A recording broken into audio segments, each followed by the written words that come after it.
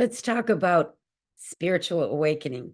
That was the number one thing that people wanted to hear about when I took a little survey a few months ago and asked, are you interested in videos about manifesting, spiritual healing, better relationships, spiritual awakening? Spiritual awakening was number one.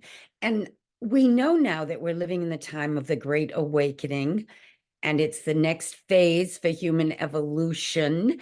And there could be some big events coming our way, be them physical, geopolitical, supernatural.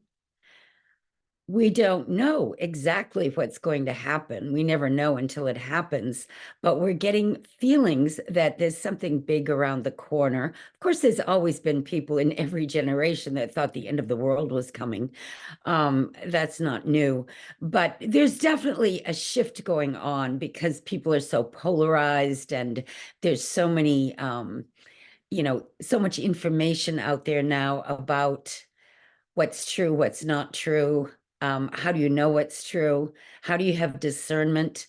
Once you have a spiritual awakening or a spiritually transformative experience or a near-death experience, or you're just naturally an empath or a psychic type person, you know the difference between real and unreal many times. We can still be fooled, but you have more discernment and you see through things.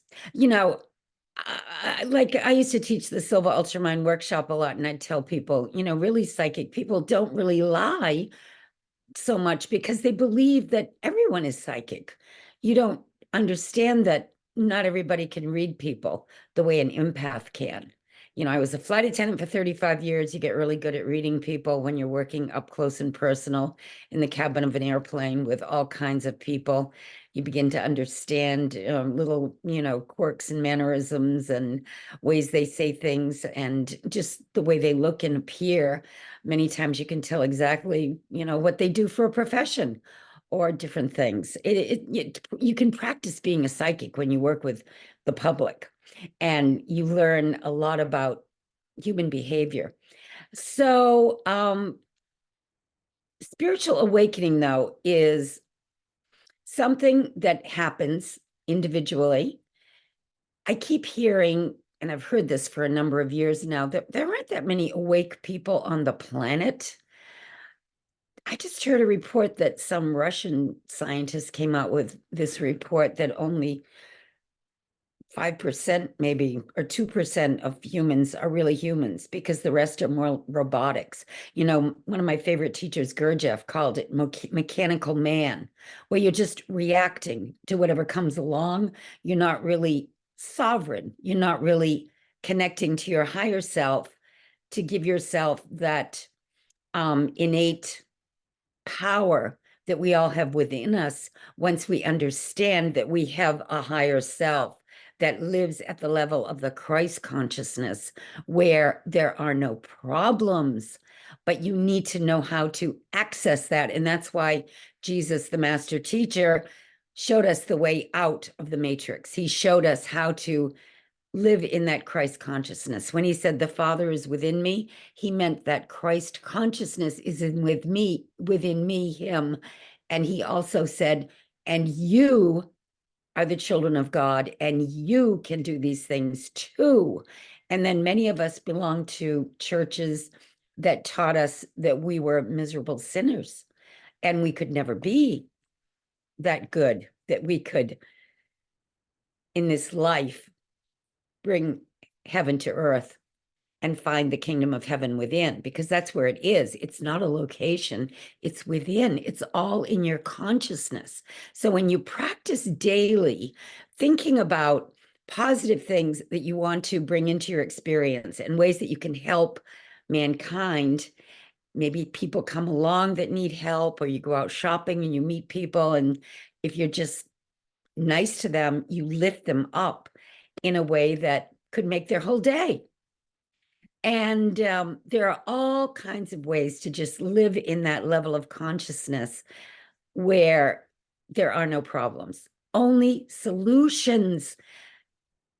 So much negativity gets fed to everyone throughout the news, the media, even the movies are pretty creepy. I turn it off. You don't need to go there. Go to positive videos, read positive books, study the teachings of all the masters, because they will teach you how to use your mind in a special way, how to be sovereign, how to be the captain of your ship. And you'll be protected. You won't worry about your body anymore. You'll know how to heal yourself.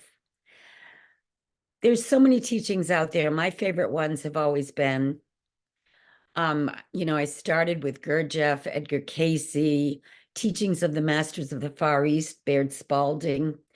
Back in my early 20s, I used to study these teachers. And I remember I'd get on airplanes sometimes. We used to fly this thing called the Milk Run up the coast of California a jet. It was a jet back then, but I did fly DC-6s and turbojets too, like Caravels and Viscounts. But I was on a jet on this particular little milk run where we'd stop in San Jose, Modesto. There was a whole little string of California towns that we'd go to. And early in the morning, they would get fog.